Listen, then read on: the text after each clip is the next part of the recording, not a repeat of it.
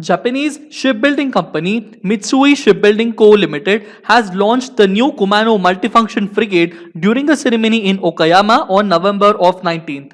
The Kumano is the second ship of the 30 FFM frigate of the Japan Maritime Self-Defense Force. She was named after Kumano River and shares her name with World War II heavy cruiser Kumano and Cold War destroyer Escort Kumano.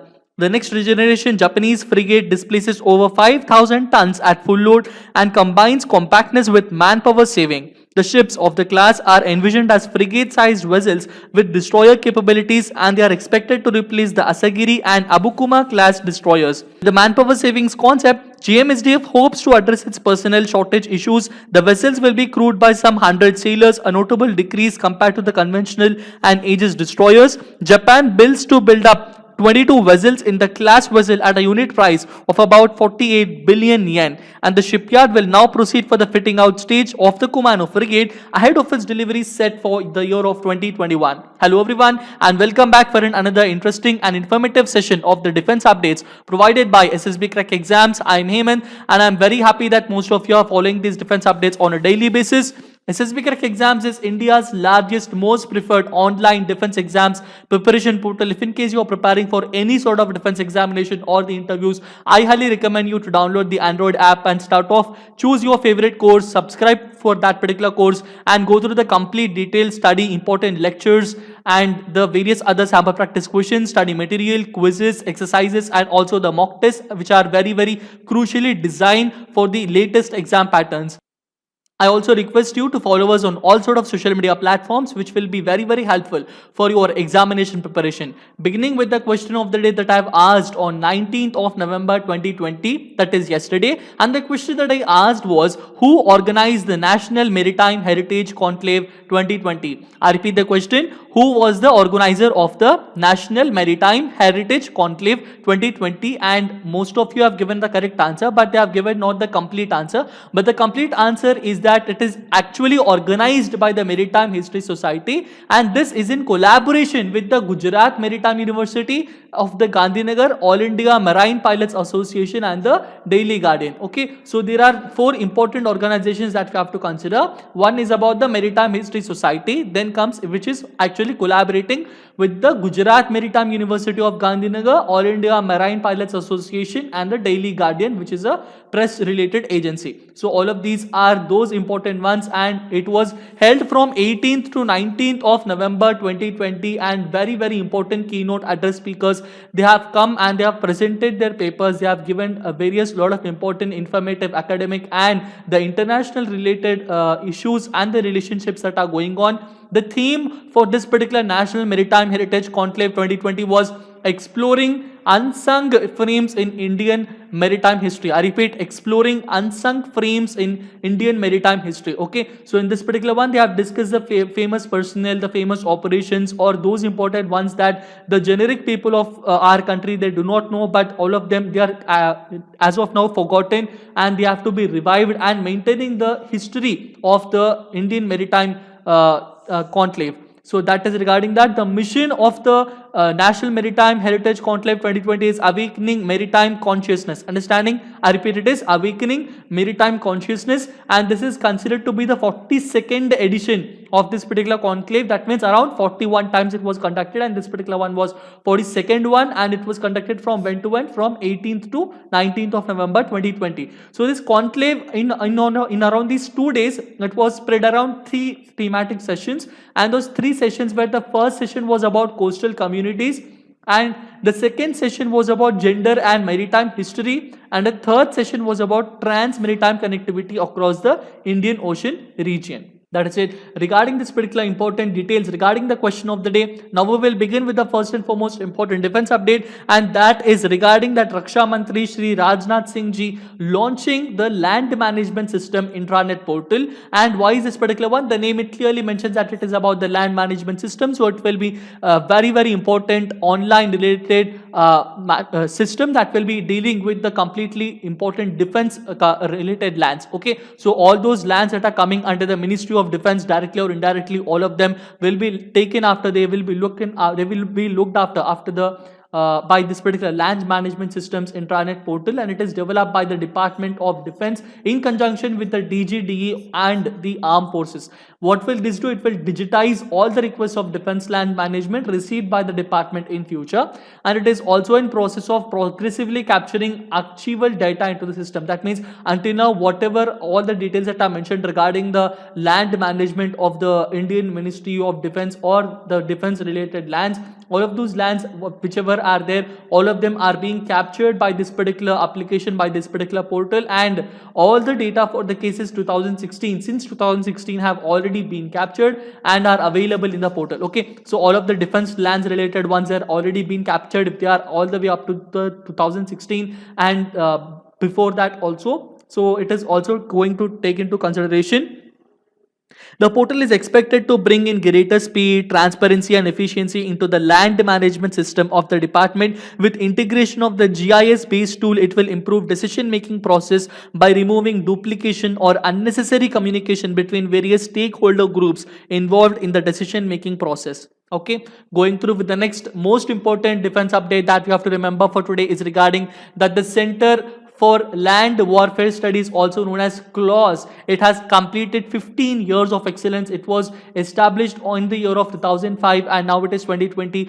And because it is finished 15 years of its excellence here, it has conducted a very grand ceremony, and to that particular ceremony, Chief of Army Staff was invited and a seminar cum webinar was also arranged regarding that particular one. So Chief of Army Staff has given a speech regarding that particular one, and this seminar was organized. The theme of this particular webinar was shifting domains of warfare with special focus on China's increasing adventurism. I repeat, shifting domains of warfare with special focus on China's increasing adventurism. So, okay, so what is CLAWS? CLAWS is an independent think tank affiliated to Indian Army, and it is located in New Delhi. General M. Naravane, who is the Chief of Army Staff, he has delivered a keynote address. He has conferred the Scholar Warrior Award to one of the important ones whoever was participating towards that particular one, and he also released officially online the CLAWS Journal Winter 2020 issue. You have to also understand that Chief of Army Staff General M. Naravane, he commended the path-breaking initiatives taken by CLAWS fraternity that set the institute apart, to include the Field Marshal Manekshaw essay competition, which promotes strategic culture amongst the youth, research based on field trips, the abstracting and indexing of the CLAWS journal in Indrastra open journal systems, and strategic vision initiative amongst many others.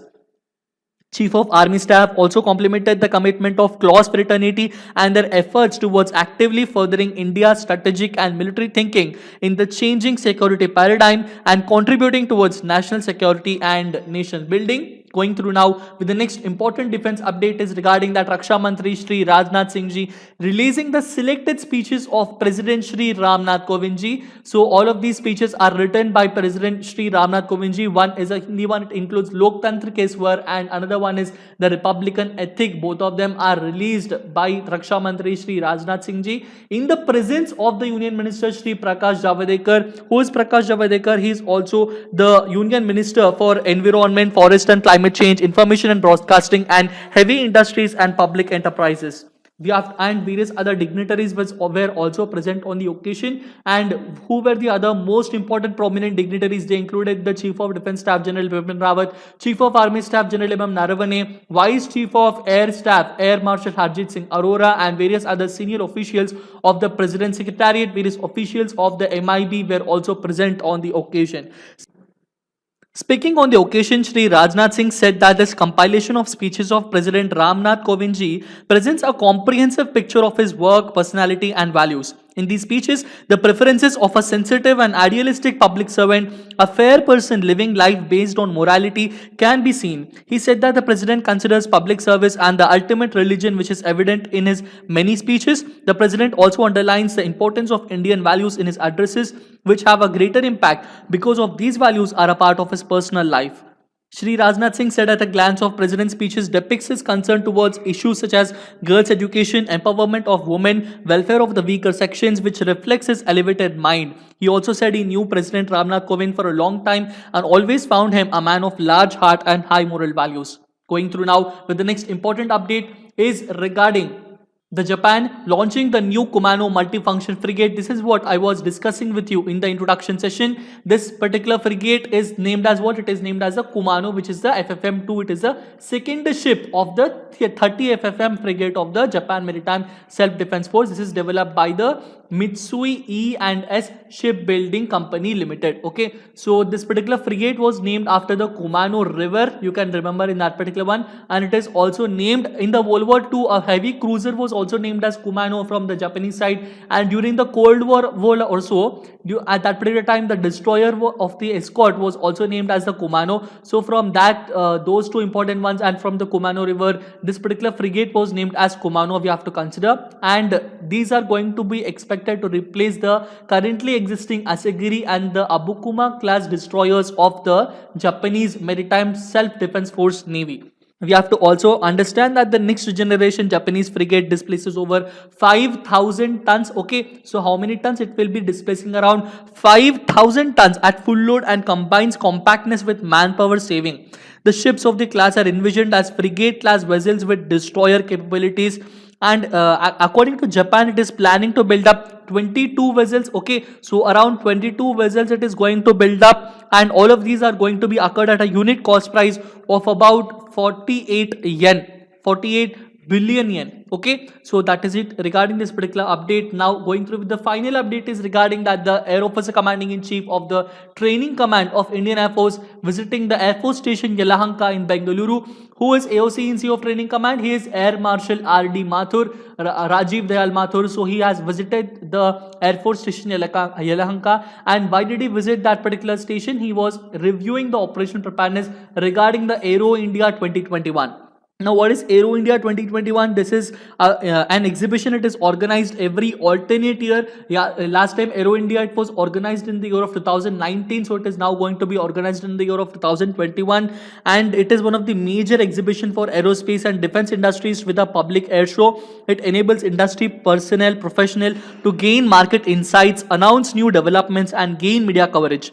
Aero India offers a unique platform to international aviation sector to bolster the business, and this particular Aero India, this is actually the 13th edition of the Aero India that we are going to consider, and this is going to be conducted from what date to what date? It is going to be conducted from 3rd to 7th of February 2021. So this is the date that we have to remember. The highlights of this particular Aero India, what we have to say about the previous Aero India in the year of 2019, there were around 403 exhibitors, 238 Indian exhibitors, 165 foreign exhibitors, 61 aircrafts were displayed, around 28,386 square meters of exhibition spaces were made, and around 44 foreign delegations also came in the Aero India 2019. So we are also expecting the same and a larger number regarding Aero India 2021, but we are not sure about how how important are the other nations concerned regarding the COVID-19 pandemic, and the various updates regarding this particular one we will give you in the coming up sessions. Now we will have a very quick review by going through some of the most important keywords of the complete defense updates of today. The first and foremost question is, the Center for Land Warfare Studies or CLAWS is situated in what place? It is situated in New Delhi. Okay, it is a completely independent think tank which is affiliated towards Indian Army. Going through with the next question is, to commemorate the spirit of the 15 years of its completion, the Center for Land Warfare Studies, it has the CLAWS has organized a seminar cum webinar on what particular theme? And the theme for this particular webinar was option B, shifting domains of warfare, with special focus on China's increasing adventurism. Going through with the next question is, Japan launches a new Kumano multifunction frigate which is developed by which company? It is developed by option A, Mitsui E&S Shipbuilding Company Limited. Going through with the final question is, who is the Air Officer Commanding in Chief of the Training Command of Indian Air Force? He is option B, Air Marshal Rajiv Dayal Mathur. Also mention in the comment section who are these Air Officer Commanders of which particular command. Who is Air Marshal S.K. Ghotia, who is Air Marshal Amit Tiwari, and who is Air Marshal Amit Dev. Now we will have the question of the day, and the question of the day for today is, which country was the first international customer of MiG-29 aircraft manufactured by Mikoyan Company of Russia? I repeat the question, which country was the first international customer, that means the first country to have placed an order to buy these MiG-29 aircrafts manufactured by the Mikoyan Company of Russia? The answer for this particular question and the details regarding this particular one I will be giving you in the next session. Until then, stay tuned to SSB Crack Exams, subscribe to our channel, download our Android app from Google Play Store. Always stay safe, stay healthy, keep smiling, be confident. Jai Hind.